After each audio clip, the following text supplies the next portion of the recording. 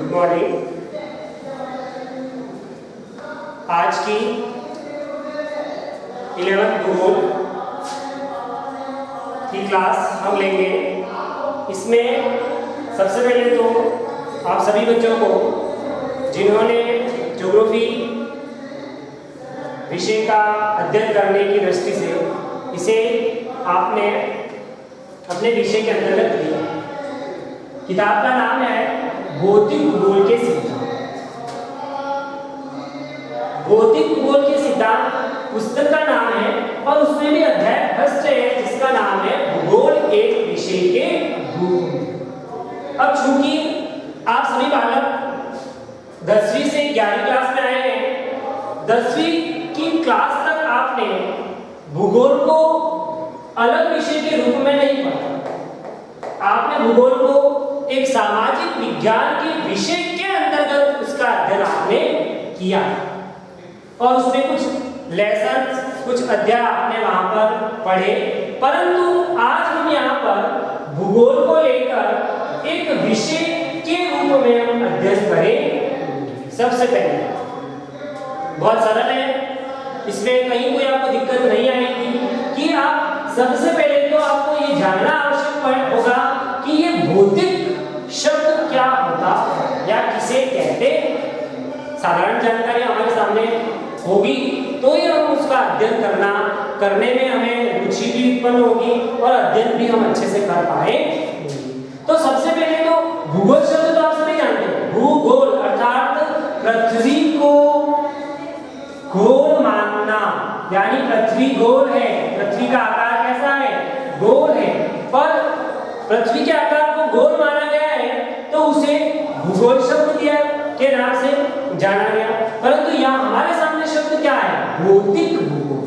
अब ये भौतिक शब्द क्या है? अब भौतिक शब्द को मैं आपको सरल शब्दों में बताना चाहूं तो आप जानते हैं प्राकृतिक। प्राकृतिक तो आप जानते हैं, प्राकृतिक अर्थात प्रकृति। अब धरातल पर जो भी प्राकृतिक या प्राकृतिक दृश्यों को देखते हैं वे सारे भौतिक कहलाते हैं। अर्थात क्या देखते हैं आप? पर्वत देखते हैं, मैदान देखते हैं, समुद्र देखते हैं, नदियां देखते हैं, जंगल वन देखते हैं। तो ये सारे ही जो भी धरातलीय स्वरूप या प्राकृतिक स्वरूप है उसी का दूसरा नाम क्या कहलाता है, भौतिक। अब समझ में आ गया सभी को कि भौतिक भूगोल के सिद्धांत अर्थात इसमें हम भूगोल को एक विषय के रूप में पढ़ेंगे, परंतु हम पढ़ेंगे क्या, तो प्राकृतिक या धरातलीय स्वरूप जो भी है प्रकृति पर, जो धरातल पर जो भी हमें प्राकृतिक स्वरूप देखने को मिलते हैं उसे ही हम भौतिक भूगोल के या प्राकृतिक भूगोल के नाम से जानते हैं। सबसे पहली बात तो हमारे सामने ये आ जानी चाहिए कि भौतिक शब्द का अर्थ क्या है। तो धरातल पर जो भी प्राकृतिक आपको वातावरण या प्राकृतिक दृश्य जो आपको दिखाई देते हैं उन सबको आप भौतिक के अंतर्गत। पहली बात।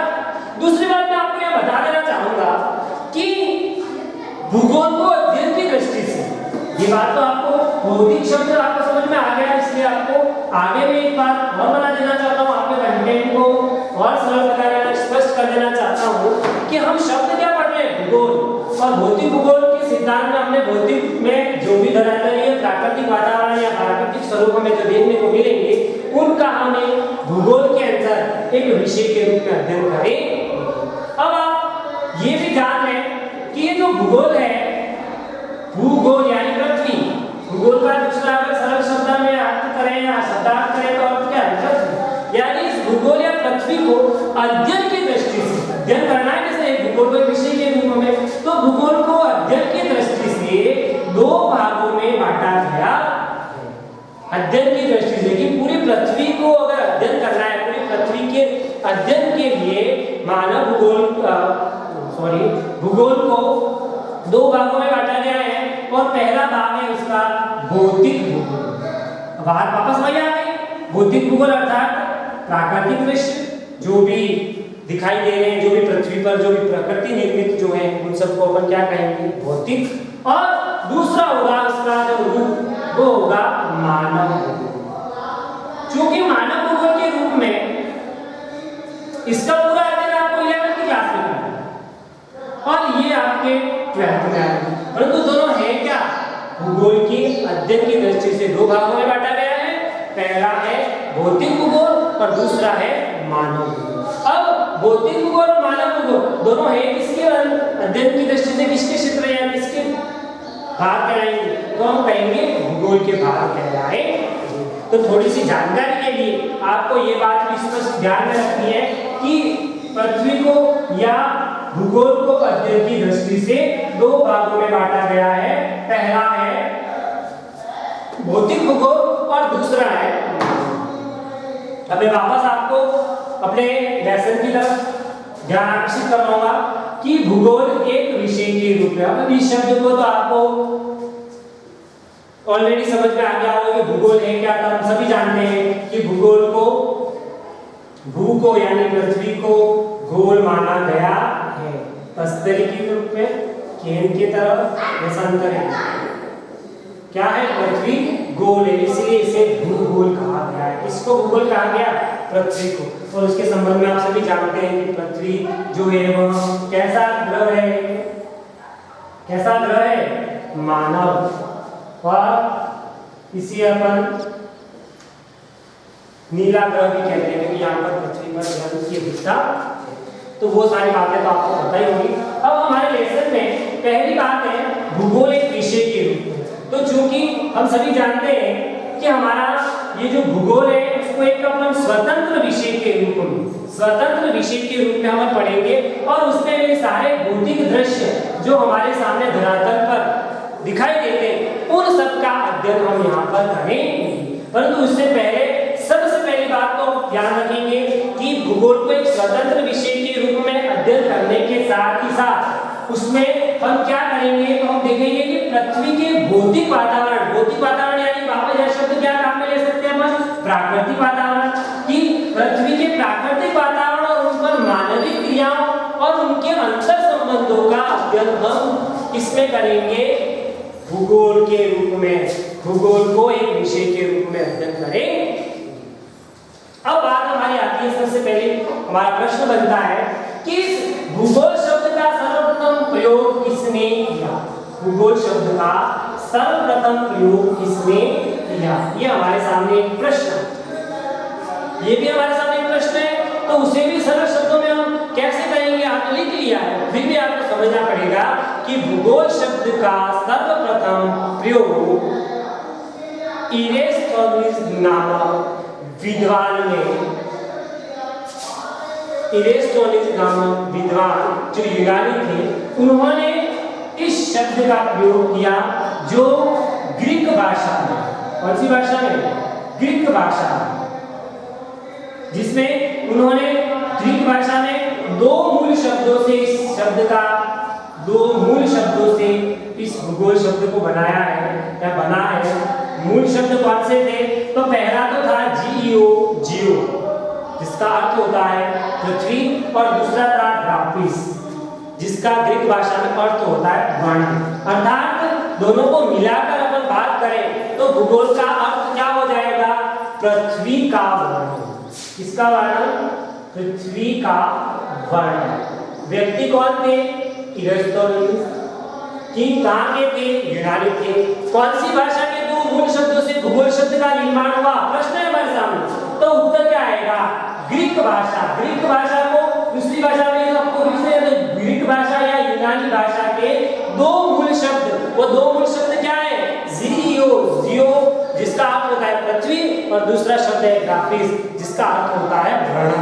और दोनों शब्दों को अगर मिला लें या मूल शब्दों को मिलाने पर अर्थ क्या हो जाएगा, पृथ्वी का वर्ण। ये हमारे सामने एक प्रश्न था जिस प्रश्न को हमने समझ। आगे मैं बात करूं इसके संबंध में कि पृथ्वी या भूगोल इसको एक विषय के रूप में अध्ययन करने पर हमारे सामने सबसे पहली बात अपन देखेंगे कि इसमें किन किन चीजों का अध्ययन होता है। तो सबसे पहली बात हम देखेंगे कि पृथ्वी को मानव का आवास मानते हुए, पृथ्वी को मानव का आवास मानते हुए या समझते हुए मानव ने यहाँ जो निवास किए और निवास के साथ साथ उसने जो प्रकृति के साथ अपने जो अंतर संबंध बनाए, उन सबका अध्ययन हम किसके अंतर्गत करेंगे? भूगोल के अंतर्गत करेंगे। दूसरी बात हम देखें कि हमारे इस पृथ्वी पर हमें क्षेत्रीय विभिन्नता देखने को मिलती है कि पृथ्वी पर सारी एक समान धरातल नहीं पाया जाता। आपने देखे होंगे कहीं पर पर्वत है, कहीं मैदान है, कहीं नदियां हैं, कहीं महासागर है। तो इस प्रकार से पृथ्वी पर जो क्षेत्रीय भिन्नता है और उन क्षेत्रीय भिन्नताओं के साथ मानव का जो निवास और उनके साथ जो अंतर संबंध है, उसका संबंध भी हम कहां पर करेंगे? भूगोल में एक विषय के रूप में करेंगे। तीसरी मोस्ट और इम्पोर्टेंट बात ये है कि पृथ्वी के अध्ययन या भूगोल के अध्ययन क्षेत्र में या भूगोल के विषय के रूप में जो अध्ययन करेंगे, तो उसमें हम तीसरी बात के रूप में करेंगे कि हमने पृथ्वी को या प्रकृति को मानवीकृत के रूप में, यानी प्रकृति का हमने मानवीकरण कर दिया। हमने प्रकृति का मानवीकरण कैसे किया? तो आप देखते हैं कि प्रकृति के जितने भी जो भी भौतिक दृश्य आपने को देखने को मिलते हैं, जैसे नदी को हमने क्या किया? माता मान लिया। पर्वत को हमने क्या कर दिया? एक हमारा तटस्थ हिमालय जो खड़ा है पृथ्वी पर, उसको हमने क्या माना? एक मानव के रूप में, एक मानव के अंग के रूप में उसे विभिन्न प्रकार के रूपों में हमने देखा। तो प्रकृति का मानवीकरण हमने किया, किसने किया? मनुष्य ने किया। और साथ ही साथ हम इस प्रकृति से क्या हो रहे हैं? प्रभावित भी हो रहे हैं। कभी कभी हम प्रकृति से इतने प्रभावित हो जाते हैं कि उसके सामने किस प्रकार से हम उसके सामने किस प्रकार का अध्ययन करें, इसके संबंध में भी बात हमारे आती है। चौथी बात हमारे सामने आती है कि पृथ्वी तथा मानव को ही भूगोल के अंदर एक समग्र इकाई माना गया है। दो ही बात पे ध्यान रखें कि भूगोल के अंदर किसको समग्र इकाई माना है? तो एक तो है पृथ्वी और उस पर रहने वाले कौन है? मानव। तो इन दोनों को ही समग्र इकाई मानते हुए इनके अंतर संबंधों का या इनके संबंधों का अध्ययन भी किसमें किया जाता है?